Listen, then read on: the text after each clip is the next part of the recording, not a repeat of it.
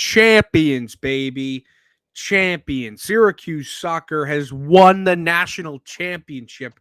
If you're not excited about that, I don't know what else to do with you. You have no heart. Syracuse soccer has won the national championship over Indiana. Get some retribution for the basketball team of the 80s. We're going to talk about that. We're going to talk about basketball. It's all on Locked On Syracuse, and it starts right now. Are Locked On Syracuse, your daily podcast on the Syracuse Orange, part of the Locked On Podcast Network. Your team every day.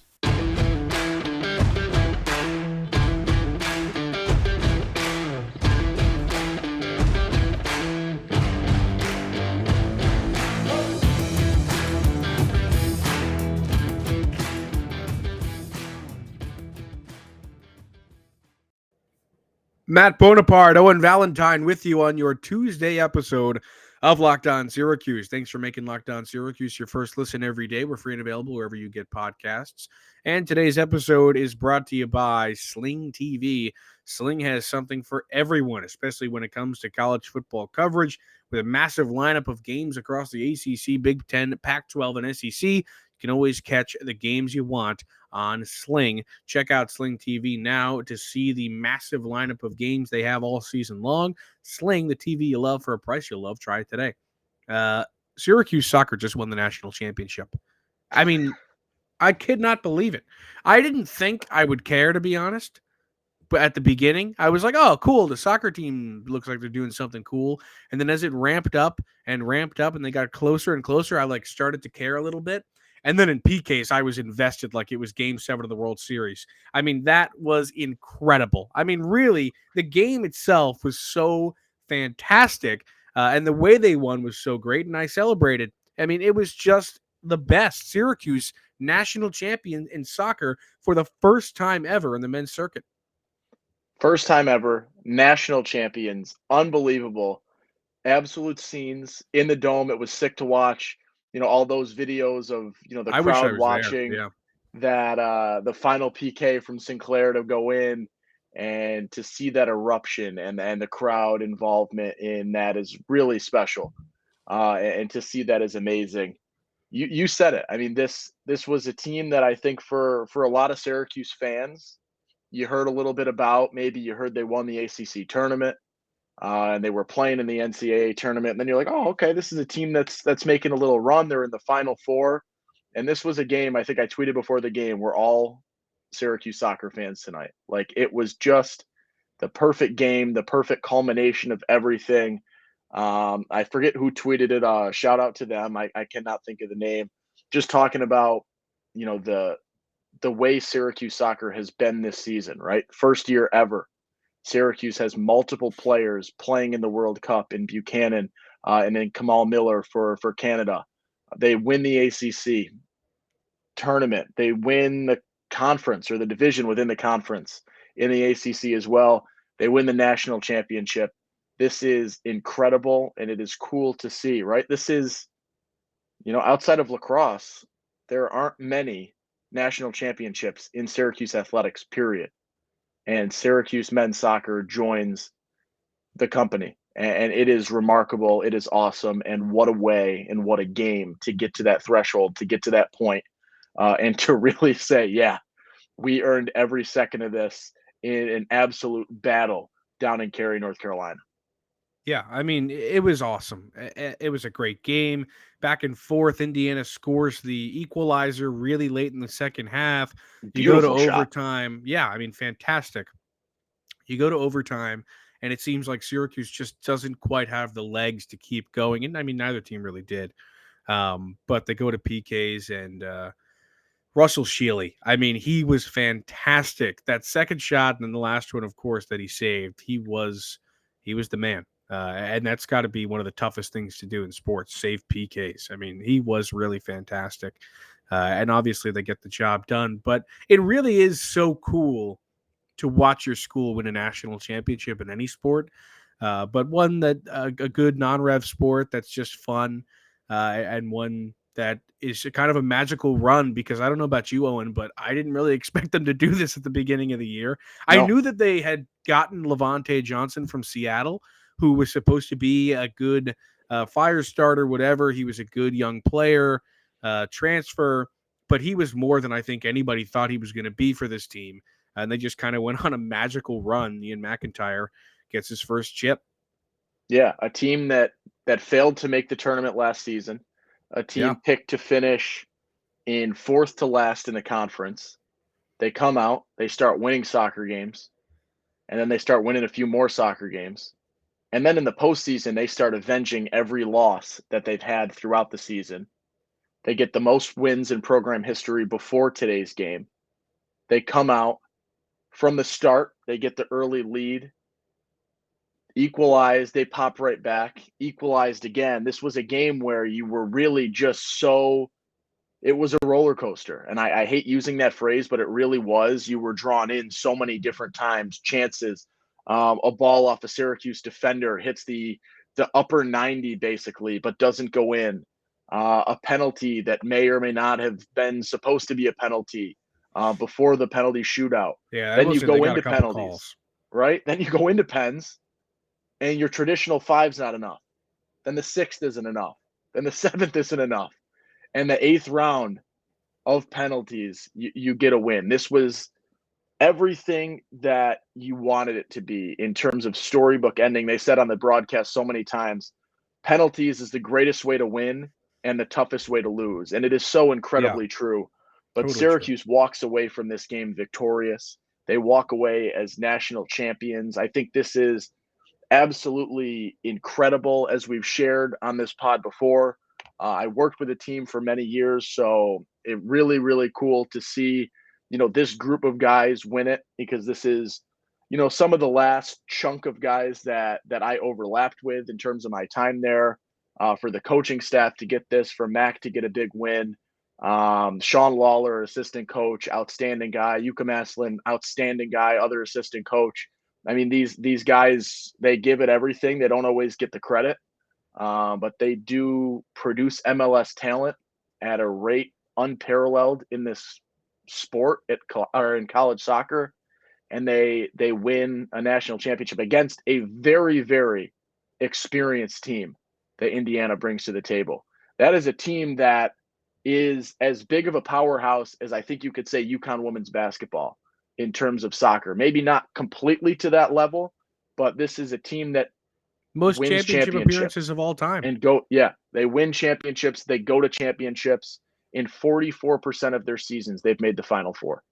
That's nuts. That's incredible. Crazy. Syracuse comes in relatively inexperienced in terms of, tournament and national championship, and never been this far, right? Syracuse men's soccer never played in a national championship game. They come out, they get the early goal, and they do everything, right? This is a team that is really fun. They play with a lot of character. You said it. Russell Shealy was outstanding in this game, made a couple of big saves, a couple of big plays, bounced off the line really well. He deserves all the credit in the world, because I could tell you I'm sitting on the couch alone in utter panic, and my heart is pounding. And I am nervous and terrified and just up in arms in terms of emotion. And Shealy stays there, cool, calm, collected. Big save on the second shot. Big save in round 8, and propels this team to victory. And I do think it's really cool that Anthony Sinclair is the one to win it and the one to do it. A guy that's been on this team for a while now. The Costa Rican. Just a leader. On the field, off the field, really good guy, class act, does everything that you want out of a player. Doesn't always get the goal scoring moments, but this is the biggest of moments, delivers on the biggest of stages. And, in 12 penalty attempts in pens for Syracuse, they go 11 for 12, which is pretty remarkable.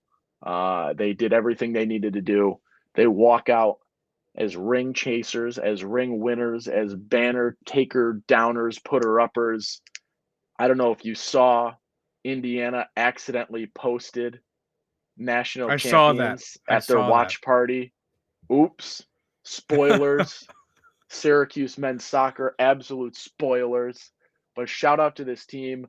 Noah Singleman, incredible dude. Just this team comes out has guys step up in this soccer game. A guy like Kurt Caloff, who's not starting, and just embraces the role off the bench, comes in, immediate splash, puts that second goal in for Syracuse to give them the credit, to give them the glory. This is awesome, and it is really cool to see, what probably is, and don't bash me, field hockey and cross country, the biggest national championship Syracuse has won since '03, without question in my mind. And I think that is really cool and really fun to have this moment with a fan base that's looking for moments like this. So to come together in a non-traditional way and have a day like this and a moment like this is pretty damn incredible. A lot of big national championships in the last 20 years, cross, field hockey, basketball. Now this one, like you said, Sorry, definitely outside a of very big one. lacrosse is lacrosse. They've won enough that I'm going to trump them with this. 0809, baby.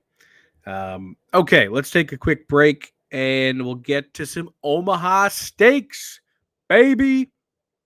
This is insane. All right, Omaha Steaks has cut prices 50% site wide to make you the gift giving hero that you always wanted to be. The holidays are here. Achieve gifting greatness when you have the gift of perfectly aged, tender, and delicious Omaha Steaks. I mean, when I gave my granny a steak back in the Christmas of 2008, she was elated. She couldn't believe that I was holding up an Omaha steak for her. And you could be a gift god just like me. Omaha Steaks have put together a delicious selection of various gift packages to make shopping for the ones you love easy and nice. Go to omahasteaks.com and take advantage of 50% off site wide. Plus, use code LOCKEDON, that's one word, LOCKEDON at checkout, and get an additional $40 off your offer. Omaha Steaks has everything you need to give a gift that's simply perfect. Send an assortment of mouth-watering favorites like the delicious Butcher's Cut Filet Mignon. Use that one in 2011. Air-chilled boneless chicken, ultra-juicy burgers, and even easy-to-prepare comfort meals that are ready in a flash. Don't wait. Order today and beat the shipping rush. Go to omahasteaks.com and use promo code LOCKDOWN at checkout. Omaha Steaks is a gift from the heart, a gift that will be remembered with every unforgettable bite. Granny is going to remember it. Order with complete confidence today, knowing you're ordering the very best. Visit omahasteaks.com. Take advantage of 50% off site-wide. Plus, use promo code LOCKEDON at checkout to get that extra $40 off your order. Minimum order may be required. All right. Time to talk Balo Basket now. Basketball. It looked bad for a second. Everybody was watching the soccer game. Everyone was pumped. And then they're like, all right, let's turn on Syracuse beating Monmouth. And it was like a 1-point game. And immediately you see Joe Girard just absolutely burn an offensive possession. And everyone's like, what the heck? But, of course, they prevailed. 15-point win, 86-71. SU took it. Judah had 24. Joe had 16. Benny had 13. Jesse had 12. Malik Brown had 11. All right. I got two thoughts that immediately come to my head after this game. One, you need to play better defense. There's no reason Monmouth should score 71 points against Syracuse. Absolutely no reason. Last year, I would have said fine because there wasn't an athlete on the team that could, do anything crazy. This year, there are enough athletes on the team to where the zone could be beautiful. It could work so perfectly, and you could see such great defensive possessions every time down the floor to where you're thinking, wow, am I back in 2011 right now? But no, it's 2022, and guys still don't know what rotations they're supposed to make, and they're still giving up corner threes. Now, do we see it sometimes? Yeah, against Georgetown, Jesse had some great blocks in the corner, and he had some great blocks in this game. But there's no reason Monmouth should score 71 points against you. My second thought is I love John Bolajak as much as the next guy, but Malik Brown needs to play. He does. He needs to play. He had 11 points in this game. He had how many rebounds? He had 7 rebounds in this game. I mean, he is a really good athletic player. He dunked over a couple of guys. There's really no reason in my mind that he shouldn't be getting minutes in meaningful games, especially if John Bull is the guy taking them. Now, do I think John Bull is playing out of his skin? Absolutely. I never thought John Bull could do this. But this is the second time, back-to-back games, now the Malik Brown games that he's played, that is, that he scored double-digit points. He had 12 points against Oakland. Now, was it Oakland and was this Monmouth? Absolutely, sure. But I still think there's a place for him on the floor. There are a place for his minutes. I still think John Bull has earned his minutes. He's a great passer. He plays well in the zone, and he fights for rebounds. But he's a zero on offense. Although I will give him credit for that and one he had against Georgetown. I was up out of my chair screaming for him. But Malik Brown needs to play. So those are my 2 points. Defense has to be better, and Malik Brown, give him some more minutes. Yeah, one of the things that I really had circled in this game, and I'm, hand up, and I think a lot of us can attest to this as well. I didn't watch the first half of No one Syracuse did. basketball today. Not a single person did. No, and more important things happening. I did watch the score from afar, and one of the trends that I'm now noticing is Syracuse has gotten slow starts very consistently, and in games against Monmouth, in games against Oakland, in games against Georgetown, that's recoverable. It's not recoverable down the line. It's not recoverable against a Cornell team that's actually not too bad, honestly. It's not recoverable against a Pitt team that you've got in a couple weeks, right? That's something that you've got to fix. The slow start is becoming a recurring narrative here, and it is going to bite you at some point. I will say this, to get to a point that maybe goes beyond what you were going at and hit on a different topic. I think this was an incredible Judah Mintz game, and I'm really enjoying watching what he's doing now, where he's really found this nice balance of scoring and distributing. 50% from the floor in this game, got to the foul line for 12 shots, made 11 of 12 from the stripe, 5 assists on this game. I think he's figuring it out and figuring out what he needs to do with his current skill set and not really being able to shoot the three all too well, despite him hitting a three today. Has really figured out a way to become effective in this role and being able to utilize his ability to finish and also to find other guys and distribute decently. So that's something that I think you walk away from here in a positive. But this is a game where, it was ugly. It was ugly. It was ugly. And they pull away. They win by 15. A 15-point victory is not really indicative of what this game was. I think you nailed it, talking about, defensive improvement that needs to happen, right? 11 games into the season now. Corner three's got to be fixed. Rotational issues have to be fixed. Things like that. It is time where, these things are no longer in that window of, okay, this is a young team. They're learning the zone. They're learning how to play with each other. You're a third of the way through the season. You're very rapidly approaching conference play. It's time for those issues and those wrinkles to be ironed out. And it needs to happen to have this team defensively get to the level that they need to be at.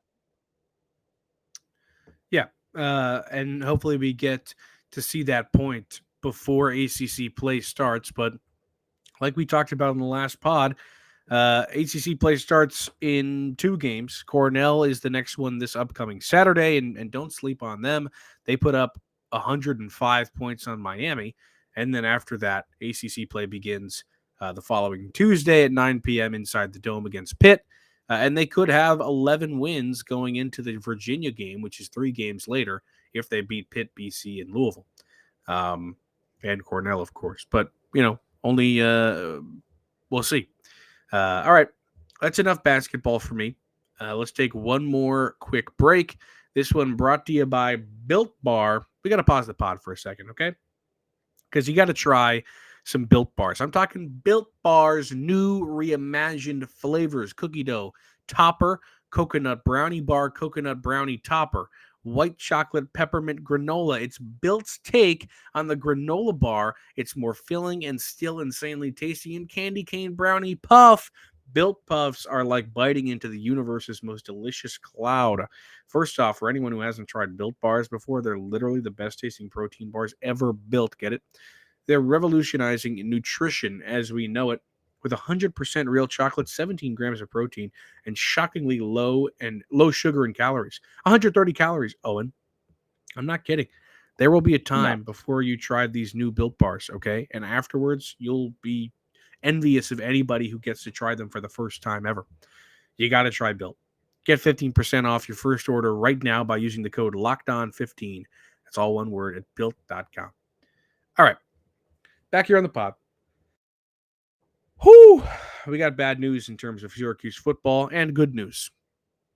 The good news is Syracuse got a defensive tackle from Alabama. All right. I don't think anybody saw that coming. That was kind of crazy. We put out a good tweet. Syracuse better than Alabama.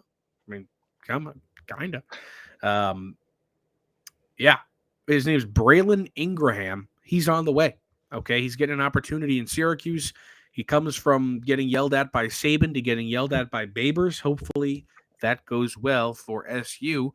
But the bad news is that the man who gave us this clip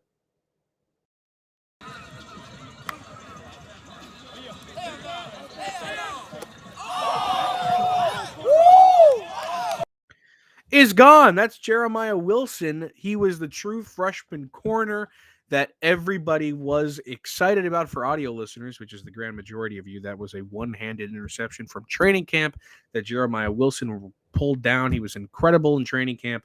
A lot of tweets about him, a lot of noise about him.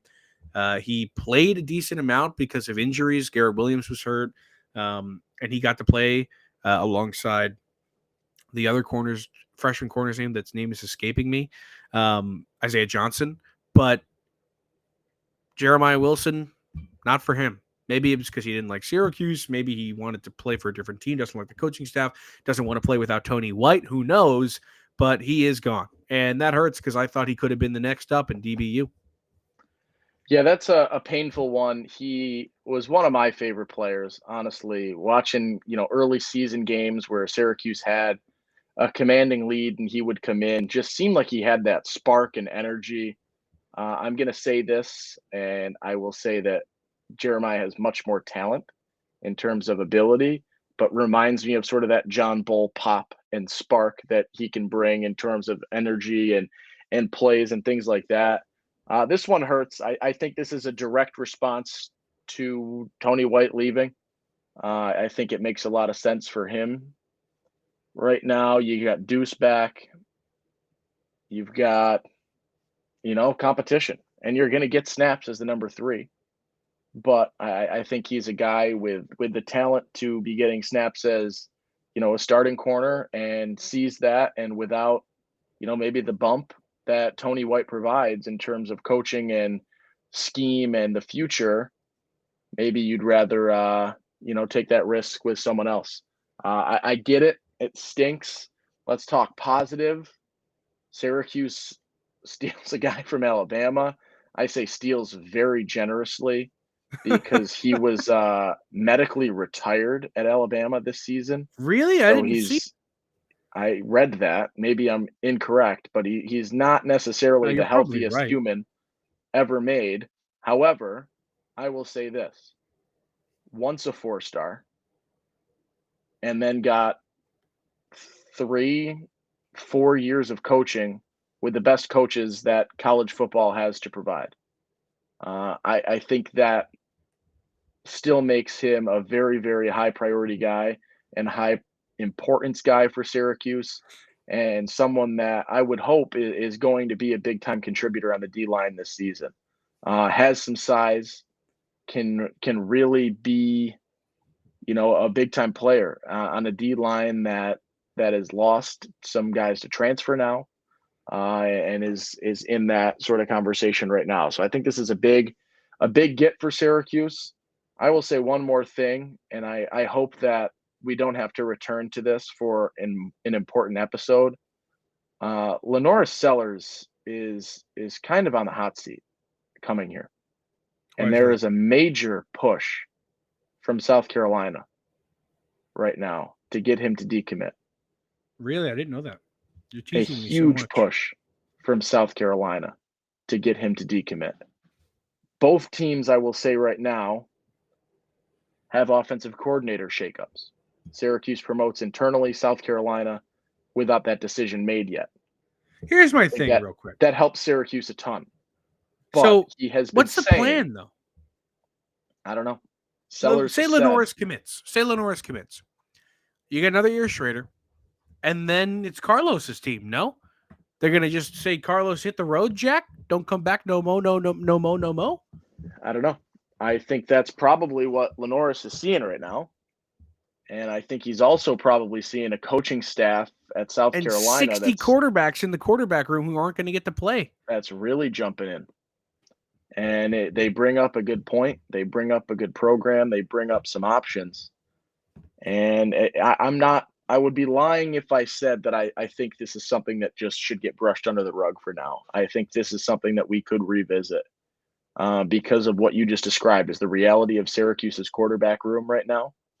And the reality of, this is Sellers said in an interview, right? They're really nice, a lot of feedback. They're always honest with me, giving me feedback to get better in any facet of the game. And whether that's, saying good things or really getting on me and calling me out for things that aren't. And, that's an honesty that I think lands a lot with a high school player and young talent, and something that is worrisome for Syracuse team that, yes, is bowl eligible. Yes, is 7-5 in the regular season.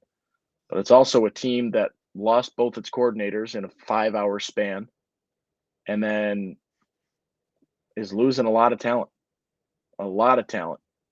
And so it's a risk at this point to be here. They're bringing in players, right? Decent recruit in Vincent Carroll Jackson over the weekend. Another transfer in, Moore, that committed over the weekend as well. So you're getting guys, but you gotta start thinking, and that is a decision from Sellers that I am nervous about, because he absolutely lit it up in his last go this season. Is playing in, I believe it's like the Carolinas All-Star game this upcoming Saturday, Yes. which Dino Babers better be at. Shrine Bowl because get down there. Respectfully, Dino, I'm glad that you went and hung out in the student section for the Georgetown basketball game, but get on the recruiting trails, my friend. Get your face seen at high schools and at workouts and in any capacity with these players, because your recruiting efforts need to be better and more important than you high-fiving the fans in the student section at a Syracuse Georgetown basketball game. Get out and recruit, because you are needed to get recruits right now, because your Imagine team if you're needs them. sitting in the student section, you turn to your left and it's just Dino.